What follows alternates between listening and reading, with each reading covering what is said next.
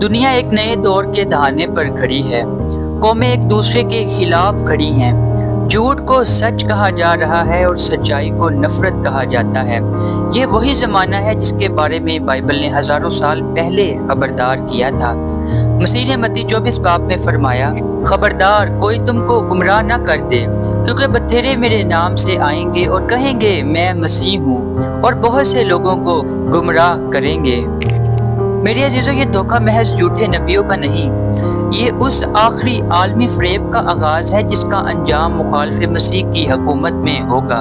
مخالف مسیح کا ظہور اچانک نہیں ہوگا، اس کے لیے زمین پہلے تیار کی جا رہی ہے۔ بائبل اسے برگشتگی کا زمانہ کہتی ہے، یعنی وہ وقت جب لوگ سچائی سے منہ موڑ لیں گے اور اپنی خواہشوں کے مطابق تعلیمات چنیں گے۔ میرے عزیزو، پولس رسول نے دوسرا تسالیکیوں 2 باب اور اس کی 3 آیت میں واضح طور پر لکھا ہے، کسی طرح سے کسی کے فریب میں نہ آنا، کیونکہ وہ دن نہیں آئے گا جب تک کہ پہلے برگشتگی نہ ہو اور وہ گناہ کا شخص یعنی ہلاکت کا فرزند ظاہر نہ ہو۔ یہ برگشتگی کلیسیا کے اندر سے شروع ہوگی۔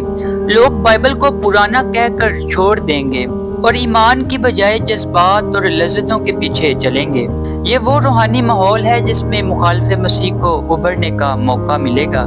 بائبل مقدس کے مطابق مخالف مسیح ابھی ظاہر نہیں ہوا، کیونکہ ایک روکنے والی قوت اسے روکے ہوئے ہے۔ دوسرا تسالیکیوں 2 باب اور اس کی 6 اور 7 آیت میں لکھا ہے، اب جو چیز اسے روک رہی ہے تاکہ وہ اپنے خاص وقت پر ظاہر ہو، اس کو تم جانتے ہو، کیونکہ بے دینی کا بھید تو اب بھی تاثیر کرتا جاتا ہے، مگر اب ایک روکنے والا ہے، اور جب تک کہ وہ دور نہ کیا جائے روکے رہے گا۔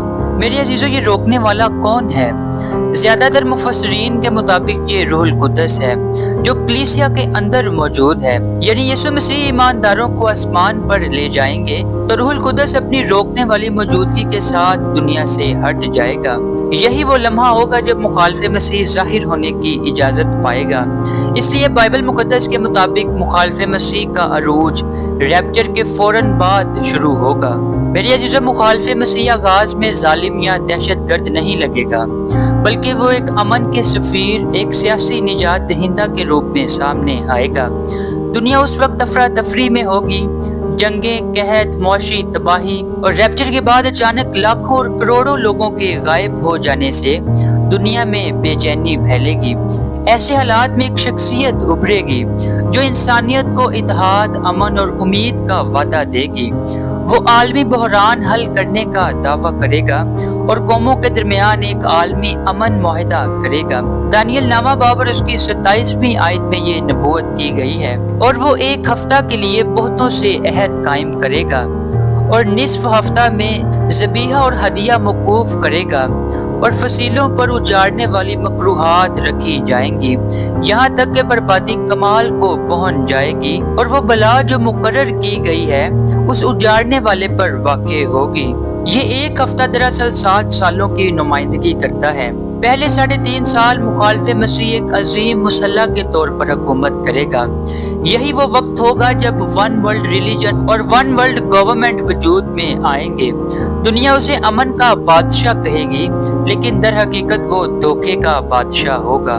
میری عزیزو، جب وہ طاقت اور شہرت حاصل کر لے گا تو وہ اپنا اصلی چہرہ دکھائے گا۔ وہ خدا کی ہیکل میں جا کر بیٹھے گا اور خود کو خدا کہلائے گا۔ یہ وہ لمحہ ہے جب دنیا کے سامنے اس کی حقیقت کھلے گی کہ وہ شخص جس نے امن کا معاہدہ کیا اصل میں شیطان کے اختیار سے چل رہا تھا۔ مکاشفہ 13 باب اور اس کی 16 اور 17 آیت میں لکھا ہے، اور اس نے سب چھوٹے بڑوں، دولت مندوں اور غریبوں، آزادوں اور غلاموں کے دہنے ہاتھ یا ان کے ماتھے پر ایک چھاپ کرا دی، تاکہ اس کے سوا جس پر نشان یعنی اس حیوان کا نام یا اس کے نام کا عدد ہو اور کوئی خرید و فروخت نہ کر سکے۔ میرے عزیزو، یہ نشان صرف خرید و فروخت کے لیے نہیں ہوگا، یہ عطایت اور پرستش کا اعلان ہوگا۔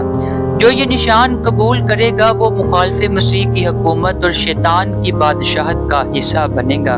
یہ وقت عظیم مصیبت کہلائے گا، جس کا ذکر یسوع مسیح نے متی 24 باب میں کیا۔ میرے عزیزو، دنیا مخالف مسیح کے ظہور کے لیے تیار ہو رہی ہے۔